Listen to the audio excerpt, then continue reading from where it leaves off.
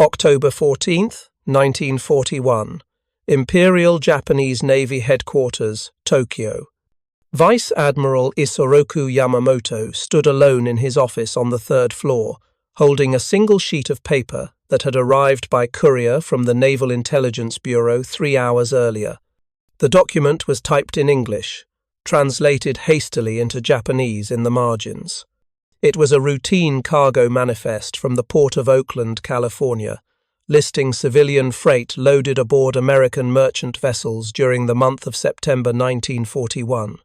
Yamamoto read the numbers twice. Then a third time.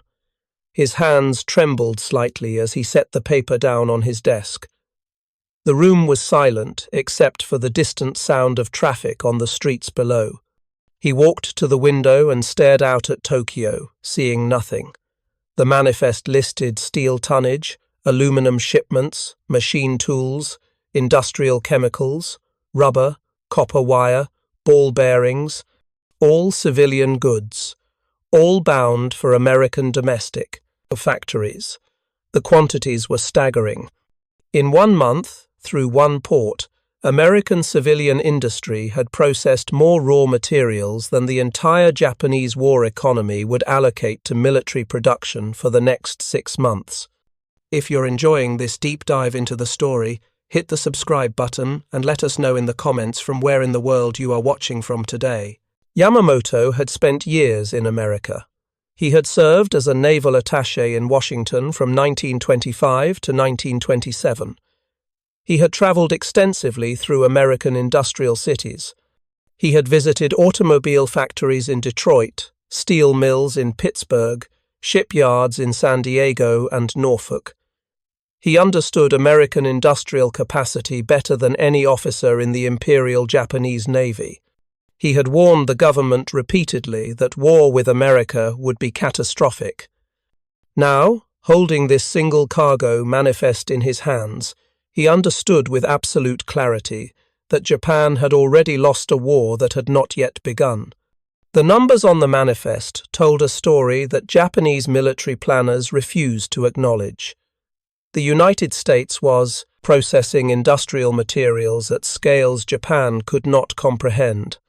More critically, these were civilian shipments. This was steel going to automobile factories, aluminum going to appliance manufacturers, copper going to electrical equipment producers.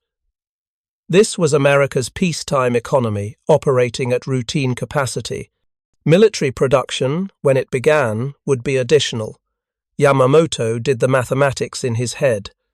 If one port in California processed this much material in 1 month for civilian use, how much did America's entire industrial economy process annually? The calculation was straightforward and terrifying. American steel production in 1940 totaled 60 million tons. Japanese steel production totaled 6,800,000 tons. The ratio was roughly 9-to-1. But that ratio understated the true disparity. American steel was supported by unlimited coal, unlimited iron ore, unlimited transportation infrastructure, unlimited electrical power generation, unlimited machine tools, unlimited skilled workers, unlimited everything. Japanese steel production was constrained by limited coal imported from Manchuria and Korea, limited iron ore imported from China and Southeast Asia, limited electrical power, limited transportation, limited everything. Yamamoto understood that industrial capacity was the foundation of modern warfare. Armies needed weapons, ammunition, vehicles, fuel, food, medical supplies. Navies needed ships, aircraft, munitions, fuel oil. Air forces needed planes, bombs, aviation gasoline, spare parts. All of these things came from factories. Factories required steel, aluminum, copper, rubber, chemicals. The nation with greater industrial capacity could produce more weapons, replace losses faster, sustain operations longer. Japan's entire war strategy depended on achieving decisive early victories that would force America to negotiate peace before American industrial power could be mobilized. The plan was elegant in theory. Japan would strike Pearl Harbor, destroying the American Pacific Fleet. Japan would seize the Philippines, cutting American supply lines to Asia. Japan would capture the Dutch East Indies, securing oil supplies. Japan would fortify a defensive perimeter across the Pacific. America, deprived of its fleet and faced with the cost of reconquering vast territories, would accept a negotiated peace that recognized Japanese dominance in Asia. The plan assumed America lacked the will to fight a prolonged war. It assumed American public opinion would turn against the war after early defeats. It assumed American industrial mobilization would take years. Every assumption was wrong. Yamamoto knew they were wrong. He had told the government they were wrong. He had warned that America would never negotiate peace after being attacked. He had warned that American industrial capacity would overwhelm Japan within 2 years. He had been ignored. The cargo manifest in his hands proved everything he had been saying. But more than that, it revealed something worse. This manifest was dated September 1941. The war had not yet started. American industry was still operating in peacetime mode, producing automobiles and refrigerators and commercial aircraft. Yet even at peacetime production levels, American industry was processing materials at scales that exceeded Japan's maximum wartime capacity. What would happen when America converted to war production? Yamamoto had seen it before. During World War I, American industry had transformed itself in months. Factories that built automobiles had switched to building trucks and tanks and aircraft. Shipyards that built merchant vessels had switched to building warships. The speed of American industrial conversion was unlike anything in European or Asian experience. Japanese industry could not convert that way because Japanese industry had nothing to convert from. Japan had limited automobile production, limited consumer goods manufacturing, limited civilian industry. Most Japanese factories were already producing military equipment or heavy industrial goods. There was no vast reserve of civilian manufacturing capacity waiting to be converted. The manifest showed specific categories that revealed the depth of American industrial development. Machine tools. The shipment included 217 precision lathes, 183 milling machines, 92 drill presses, 64 grinding machines, all manufactured in American factories and shipped to other American factories for installation. Japan produced machine tools, but in far smaller quantities. Japanese manufacturers had been buying German and American machine tools for decades because domestic production could not meet demand. Machine tools were critical because they were the tools that made other tools. A factory could not produce precision parts for aircraft engines or tank transmissions without precision machine tools. The nation with more machine tools could build more factories, which could produce more weapons.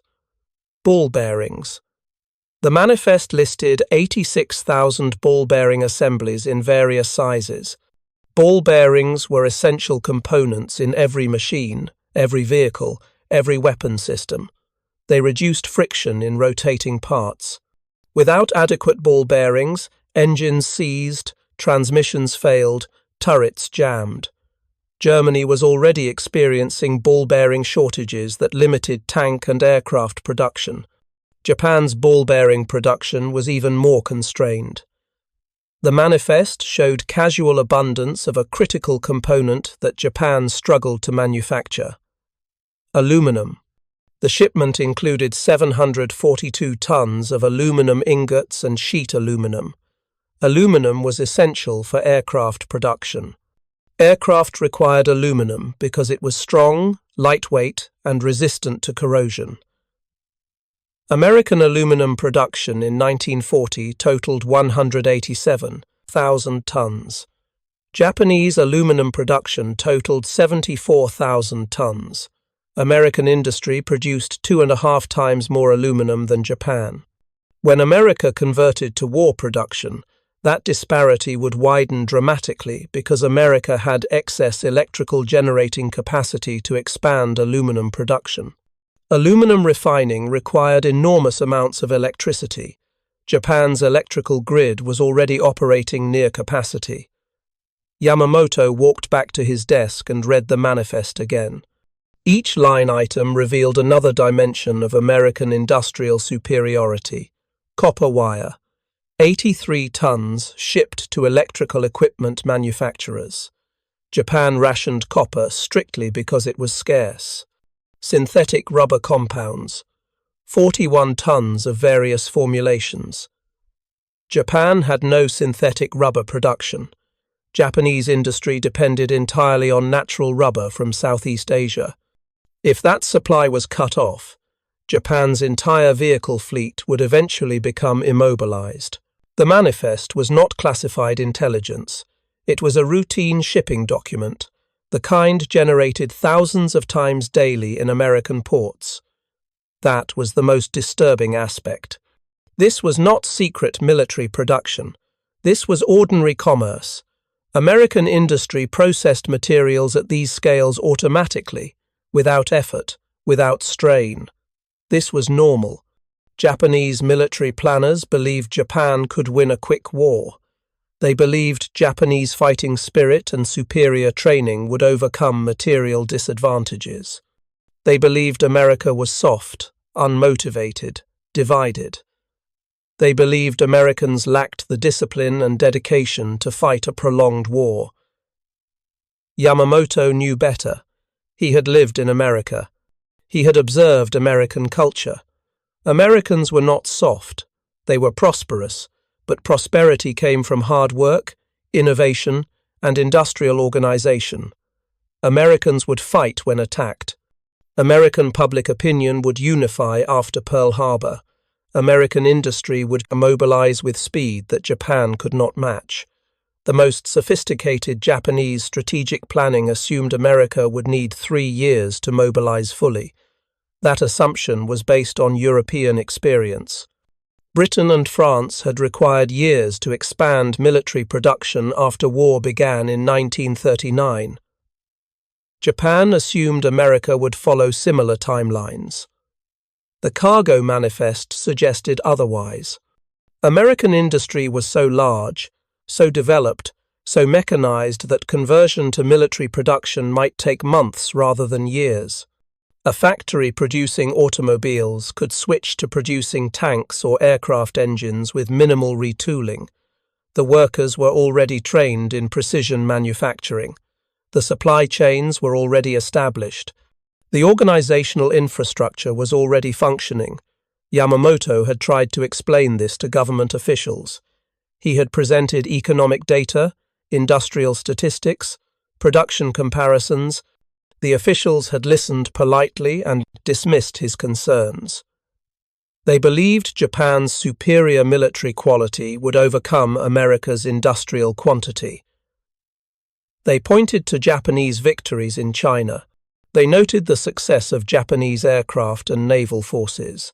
They assumed Japanese tactical superiority would be decisive. They were measuring the wrong things. Tactical excellence mattered in the first battles. Industrial capacity mattered in the long war. Japan might win every battle for a year. America would win the war through sheer productive power. The cargo manifest proved it. American industry was a machine so vast, so powerful, so relentless that Japan had no counter to it. Japan could train the finest pilots in the world, but when those pilots died, replacing them took years. America could train adequate pilots in months and produce them in thousands. Japan could build the finest battleships in the world, but building one battleship took 4 years. America could build adequate warships in 18 months and produce them in dozens.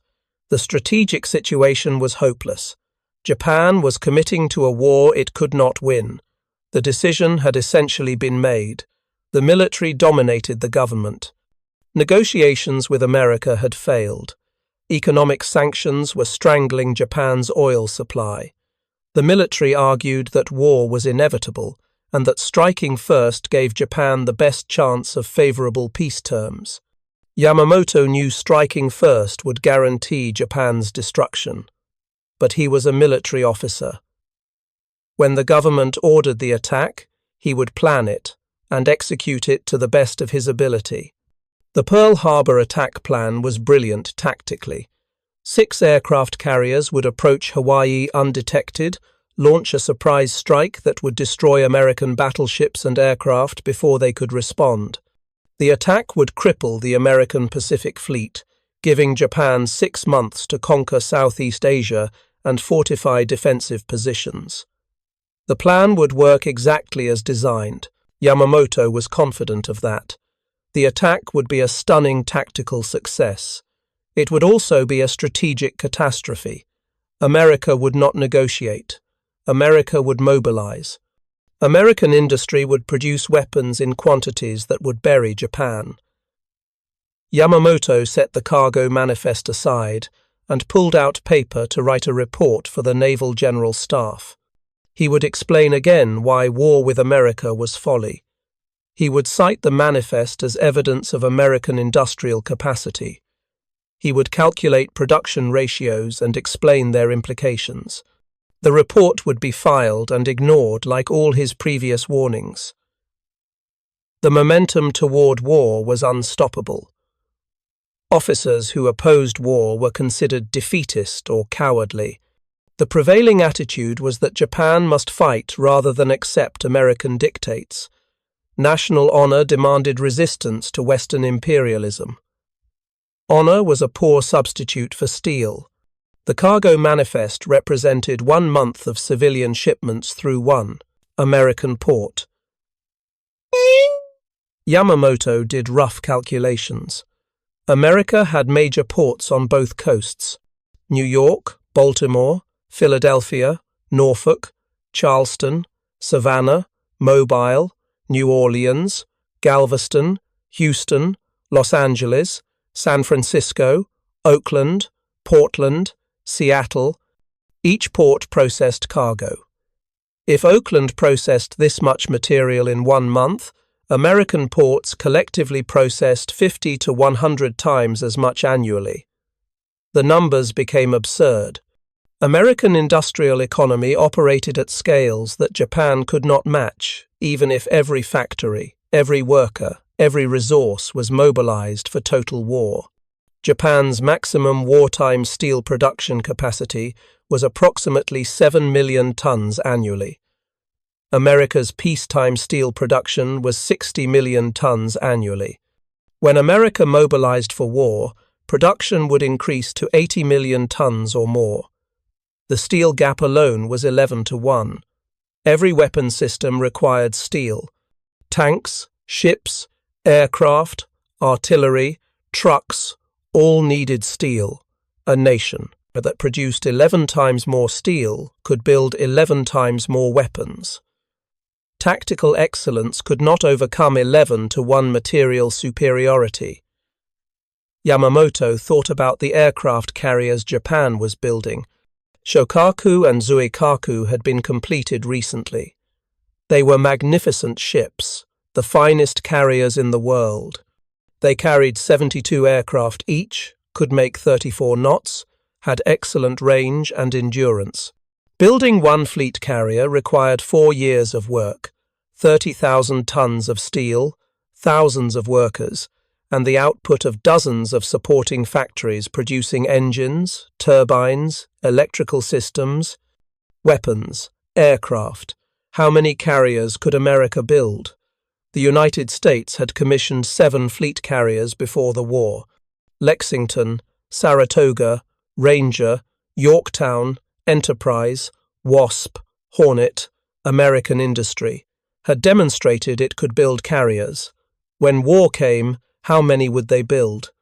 Yamamoto calculated roughly. If America devoted 10% of its steel production to naval construction, that would be 8 million tons of steel annually. A fleet carrier required 30,000 tons of steel. If you find this story engaging, please take a moment to subscribe and enable notifications. It helps us continue producing in-depth content like this. 8 million divided by 30,000 equaled 266 carriers. Obviously, America would not build 266 carriers. Steel was needed for other purposes. But the calculation revealed the magnitude of American potential.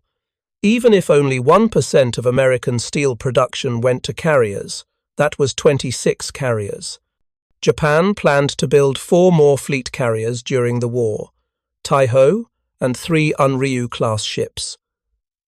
4 carriers over 4 years, America might build 20 or 30 in the same period. The disparity was staggering. Every projection showed the same pattern. Whatever Japan produced, America could produce 5 times more, 10 times more, 20 times more. The only variable was time. If Japan could force peace within 6 months, before American mobilization, Japan might survive. If the war continued past 1 year, Japan would lose. If the war continued 2 years, Japan would be crushed. Yamamoto finished his report and sealed it in an envelope for delivery to the Naval General Staff. He knew it would change nothing. The decision for war was made. Political momentum could not be reversed. Japanese national pride could not accept subordination to Western demands. The military had convinced themselves that victory was possible through superior fighting spirit and tactical excellence. They would learn the truth in time. The cargo manifest would prove more accurate than all the operational plans and tactical studies that filled filing cabinets at naval headquarters. 3 weeks later, on November 5, 1941, Yamamoto received orders to finalize the Pearl Harbor attack plan. The operation was designated Operation Hawaii. 6 aircraft carriers, Akagi, Kaga, Soryu, Hiryu, Shokaku, Zuikaku, would depart Japan in late November, cross the North Pacific, undetected, and launch a surprise attack on the American Pacific Fleet at Pearl Harbor. The attack would occur on Sunday, December 7th, when most American ships were in port and most personnel were ashore on weekend liberty. Japanese aircraft would destroy American battleships, cruisers, and aircraft before effective resistance could be organized. Yamamoto refined every detail of the operation. Routes were planned to avoid shipping lanes and reconnaissance aircraft. Refueling procedures were practiced. Attack formations were rehearsed. Pilots trained extensively using mock-ups of Pearl Harbor. The operation was as thoroughly prepared as any military operation in history. The attack would succeed tactically. Every simulation showed overwhelming Japanese success. The strategic consequences were never discussed. On November 26th, the Japanese carrier strike force departed from Hitokapu Bay in the Kuril Islands. 6 carriers, 2 battleships, 3 cruisers, 9 destroyers, 3 submarines, and 8 support vessels crossed the North Pacific in radio silence. Weather was terrible. Heavy seas caused severe rolling. Refueling operations were dangerous and difficult. But the fleet maintained schedule and remained undetected. American intelligence had no indication that Japanese carriers were approaching Hawaii. December 7th arrived. At 6 o'clock in the morning, the Japanese fleet was 230 miles north of Oahu. The carriers turned into the wind and launched the first attack wave. 183 aircraft, 43 fighters, 49 high-level bombers, 51 dive bombers, 40 torpedo bombers. They flew south through scattered clouds and morning light. At 7:53, the attack began. Torpedo bombers swept across Pearl Harbor, launching torpedoes at battleships moored along Ford Island. Dive bombers attacked from altitude, dropping armor-piercing bombs modified from naval artillery shells. Fighters, as strafed aircraft parked on airfields. The Americans were completely surprised. Within minutes, multiple battleships were hit. USS Arizona exploded catastrophically when a bomb penetrated her forward magazine. USS Oklahoma capsized after taking 5 torpedo hits. USS West Virginia settled to the bottom after 6 torpedo hits. USS California, USS Nevada, USS Pennsylvania, USS Maryland, USS Tennessee, all sustained varying levels of damage. The second attack wave arrived at 8:54. 167 aircraft attacked targets that had escaped the first wave and installations that were now fully alerted and defending. American anti-aircraft fire was heavy and accurate. Japanese losses mounted, but the damage was done. By 10 o'clock, the attack was over. Japanese aircraft returned to their carriers. The strike force turned north and withdrew at high speed. The tactical results were exactly as Yamamoto had predicted. 8 battleships damaged or sunk, 3 cruisers damaged, 3 destroyers damaged, 188 aircraft destroyed on the ground, 2,403 American personnel killed. The American Pacific Fleet was crippled. Japanese losses were minimal. 29 aircraft lost, 5 midget submarines lost, 64 personnel killed. By every tactical measure, the attack was a stunning success. Yamamoto received reports of the attack results aboard his flagship in Hiroshima Bay. He read the damage assessments and confirmed that the attack had achieved its objectives. American battleship strength in the Pacific was eliminated. Japan now had naval superiority throughout the Pacific. Operations to seize the Philippines, Malaya, and the Dutch East Indies could proceed as planned. Staff officers celebrated the victory. Yamamoto did not celebrate. He remembered the cargo manifest from October. He remembered the numbers showing American industrial capacity. He remembered calculating production ratios and realizing Japan could not win a prolonged war. The Pearl Harbor attack guaranteed a prolonged war. America would not negotiate now. America would mobilize its entire industrial economy for revenge. Everything Yamamoto had warned against had come to pass. Reports arriving from Tokyo indicated American reaction was more severe than Japanese planners anticipated. President Roosevelt's speech to Congress described December 7th as a date which will live in infamy. Congress declared war with only 1 dissenting vote. American public opinion united instantly and completely behind the war effort. Isolationism disappeared overnight. Every prediction that America lacked the will to fight was revealed as fantasy. The attack had accomplished something Japanese planners never intended. It had unified America and motivated American society to total war. Within weeks, evidence emerged that confirmed Yamamoto's worst fears.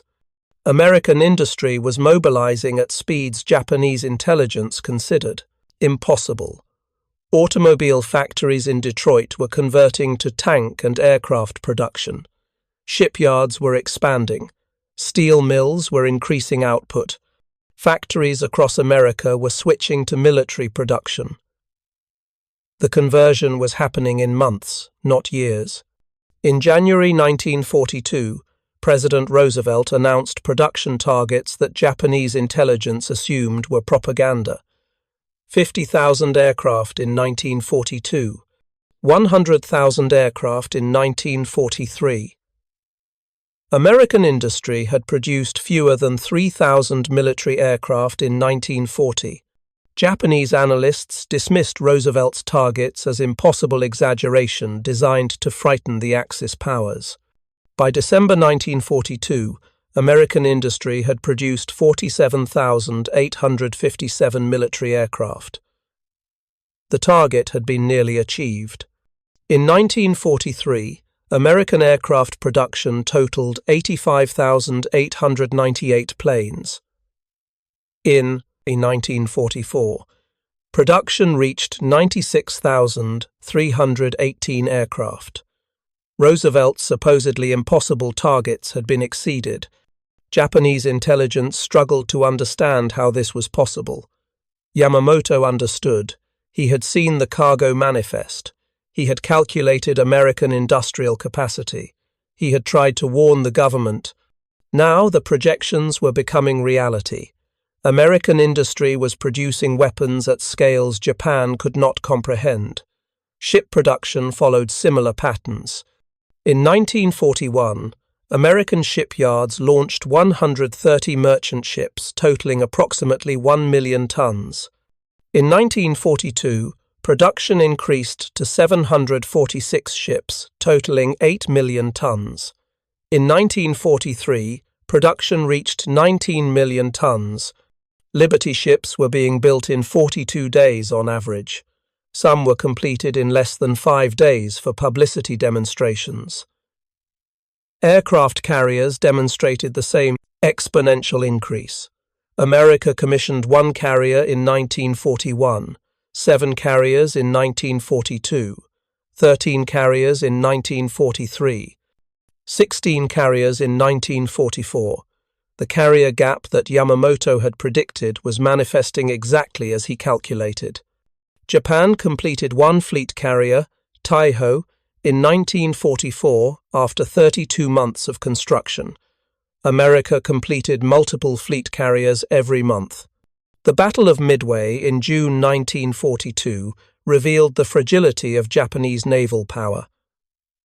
Japan lost 4 fleet carriers in 1 day. Akagi, Kaga, Soryu, Hiryu, all sunk by American dive bombers. Those 4 carriers represented 20 years of Japanese naval development and were essentially irreplaceable. America lost 1 carrier, USS Yorktown. 3 more Essex-class carriers were already under construction and would be commissioned within months. Japanese naval staff calculated replacement timelines. Building a fleet carrier required 4 years. 4 carriers lost meant 16 years of construction time to replace them. Japan had 3 major naval shipyards.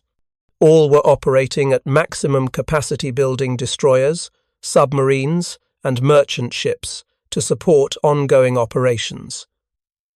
There was no available capacity to build 4 replacement carriers. The decision was made to build 1 new fleet carrier, Taiho, and convert merchant ships to light carriers. The conversions were expedient, but produced inferior ships with limited aircraft capacity and weak protection. By late 1942, Yamamoto recognized that everything he had predicted was occurring. American industrial mobilization was overwhelming Japanese capacity. The early tactical victories Japan achieved were being erased by sheer American material superiority. Japanese pilots who had trained for years were being killed and could not be replaced. American pilots trained in months were arriving in increasing numbers, flying superior aircraft. Japanese ships, damaged in battle, faced long repair periods because shipyard capacity was constrained. American ships were repaired quickly using modular replacement systems and abundant spare parts. The attrition war Yamamoto had dreaded was underway. Japan was losing aircraft, ships, and pilots faster than they could be replaced. America was replacing losses within weeks and expanding its forces simultaneously. The mathematics of industrial capacity was proving decisive. Yamamoto had calculated the ratios before Pearl Harbor. Now, those ratios were being demonstrated in combat. In April 1943, Yamamoto flew to the Solomon Islands to inspect forward bases and boost morale among troops engaged in grinding attritional combat against American forces. American intelligence intercepted and decoded Japanese communications, revealing Yamamoto's travel schedule. On April 18, 1943, American P-38 Lightning fighters from Guadalcanal intercepted Yamamoto's aircraft and shot it down over Bougainville. Yamamoto was killed instantly. He was 59 years old. Yamamoto's death removed the one senior Japanese officer who fully understood the strategic situation. He had opposed war with America. He had warned that Japan could not win a prolonged conflict. He had calculated industrial ratios and predicted American productive capacity would overwhelm Japan. He had planned the Pearl Harbor attack because he was ordered to do so, but he had never believed it would lead to Japanese victory. The cargo manifest he had studied in October 1941 had revealed the truth. America's industrial capacity operating at peacetime levels exceeded Japan's maximum wartime potential. When America mobilized, the disparity became catastrophic. The war continued for 2 more years after Yamamoto's death. Every month brought fresh evidence of American material superiority. Japanese forces fought with increasing desperation as supplies diminished, replacements failed to arrive, and American forces advanced with overwhelming firepower.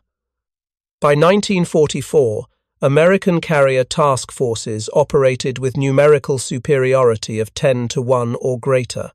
American submarines strangled Japanese merchant shipping, cutting off oil, food, and raw materials. Japanese industry struggled to maintain even minimal production levels as resources vanished. The Battle of the Philippine Sea in June 1944 epitomized the industrial disparity. Japan committed 9 carriers with 450 aircraft. America fielded 15 carriers with 956 aircraft. American pilots shot down 300 Japanese aircraft while losing only 29 of their own. The engagement was called the Great Marianas Turkey Shoot. It demonstrated that Japanese naval aviation had been destroyed not by tactical failures but by industrial mathematics. America produced more aircraft, more pilots, more ships, more everything. By late 1944, Japan had no operational fleet carriers. American carriers numbered in the dozens. Japanese industry could barely produce replacement aircraft. American factories were producing aircraft faster than they could train pilots to fly them.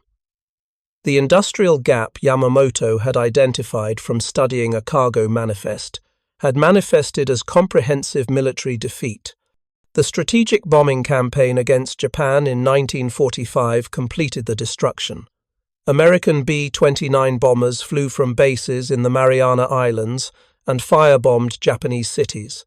Tokyo, Osaka, Nagoya, Kobe, Yokohama were burned. Hundreds of thousands of civilians died. Japanese air defenses were overwhelmed. American industry produced bombers faster than Japanese fighters could shoot them down. The industrial capacity gap meant America could sustain losses indefinitely while Japan's defensive capacity eroded daily. The atomic bombings of Hiroshima and Nagasaki in August 1945 provided a dramatic conclusion, but Japan's defeat was certain regardless. American industrial capacity had produced the atomic bombs, the B-29 bombers to deliver them, the ships and aircraft to achieve air superiority over Japan, and the conventional munitions to destroy Japanese cities. Every aspect of American victory rested on industrial foundations that Yamamoto had identified years earlier.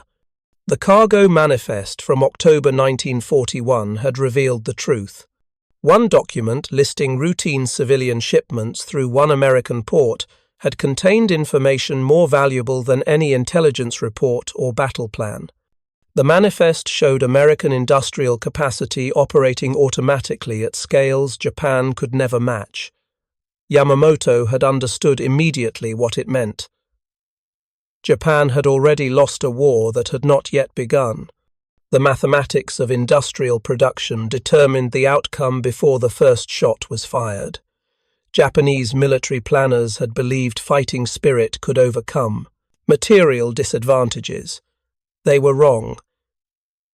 Industrial capacity proved decisive in modern warfare. The nation with greater productive power could sustain longer operations, replace losses faster, equip larger forces, and ultimately overwhelm any opponent regardless of tactical excellence. Japan learned this lesson at catastrophic cost. The war killed approximately 3 million Japanese personnel and civilians. Japanese cities were destroyed. Japanese industry was demolished. Japanese society was shattered. All of this was predictable from the cargo manifest Yamamoto studied in October 1941. The historical irony is profound. Japan entered the war believing tactical superiority and fighting spirit would compensate for industrial disadvantages. Japanese forces won almost every battle in the first 6 months. Japanese pilots were superior. Japanese tactics were proven. Japanese equipment was competitive. None of it mattered. American industry produced weapons in quantities that buried Japanese tactical advantages. By mid-1943, American numerical superiority was absolute. By mid-1944, Japanese forces were fighting purely defensive actions with inadequate supplies and obsolete equipment. By mid-1945, Japan was defenseless. Yamamoto had predicted all of this. He had opposed war. He had warned government officials. He had calculated production ratios and demonstrated that Japan could not win. He was ignored because military culture valued courage over arithmetic, and because accepting his analysis meant acknowledging that war was unwinnable. Japanese society in 1941 could not accept that conclusion. National pride, military tradition, and political momentum drove Japan toward war, despite the mathematical certainty of defeat. The cargo manifest was a mundane document. It listed steel, aluminum, copper, machine tools, ball bearings, ordinary industrial materials shipped from one port to domestic factories. It was not classified. It was not secret. It was routine commercial paperwork, yet it contained information of immense strategic significance. It revealed American industrial capacity operating at normal peacetime levels. It demonstrated the enormous productive power that would be unleashed when America mobilized for war. One document, properly understood, predicted the entire trajectory of the Pacific War. Yamamoto understood it. He held that manifest in his hands and knew Japan would lose. He knew Pearl Harbor would be a tactical success and a strategic disaster. He knew American industry would mobilize with stunning speed. He knew production ratios would determine the war's outcome. He knew Japan was committing national suicide. He was powerless to prevent it. His responsibility was to execute the government's orders and plan operations that gave Japan the best possible chance, despite the hopeless strategic situation. The tragedy is that Yamamoto was correct about everything. His predictions were accurate, his calculations were sound, his analysis was brilliant. None of it mattered. Japan went to war anyway, fought for nearly 4 years, suffered catastrophic losses, and surrendered unconditionally, exactly as Yamamoto had foreseen. The cargo manifest from October 1941 contained Japan's future, written in shipping tonnages and material quantities. Yamamoto read it and understood, but understanding the future and changing it are different things. The lesson transcends World War II. Industrial capacity matters in strategic competition. Economic foundations determine military outcomes. Production capabilities shape what is possible in warfare. A nation can have superior tactics, better training, finer equipment, more dedicated personnel, and still lose if the opponent can produce weapons faster than they can be destroyed. Modern warfare is industrial warfare. The nation with greater productive capacity possesses decisive advantage that tactical excellence cannot overcome. Japan learned this lesson through comprehensive defeat. The cargo manifest Yamamoto studied in October 1941 was the first indication of the disaster to come. Everything that followed, Pearl Harbor, Midway, Philippine Sea, the submarine campaign, the strategic bombing, the atomic attacks, all stemmed from the industrial disparity that manifest revealed. One document, properly understood, contained Japan's entire future. Yamamoto understood it. The rest of Japan learned it through 4 years of war and 3 million dead. Thank you for watching. For more detailed historical breakdowns, check out the other videos on your screen now, and don't forget to subscribe.